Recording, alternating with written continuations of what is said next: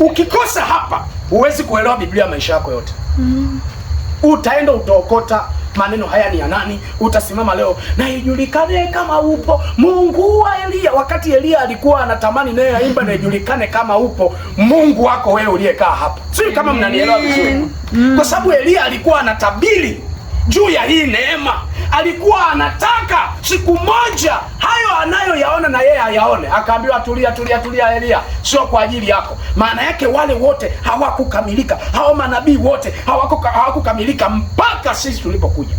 Lakini leo unarudi nyuma, unaambiwa angalia maisha ya Elia, maisha ya Musa. Kwenye Biblia hatuangalii maisha ya mtu mwingine. Tunaangalia habari za Yesu Kristo peke yake. Amina. Bwana Yesu asifiwe sana.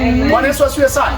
Ukienda kuchukua habari za mtu, ndio sasa utaanza kuleta mafundisho yasiyoeleweka. Akasema, enyi msiofahamu, wenye mioyo mizito, hakuamini yote waliosema manabii. Je, haikumpasa nani? Kristo kupata nini? Mateso haya na kuingia katika nini? Katika utukufu wake. Maana yake ujumbe wa Biblia nzima ni kwamba Yesu aliteswa, alikufa, alifufuka siku ya tatu, na baada ya hapo utukufu wa Mungu ukaonekana. Utukufu huo ni nini? Wokovu ukapatikana. Mungu akaanza kuishi ndani yetu. Ahadi zote za Mungu zikatimia.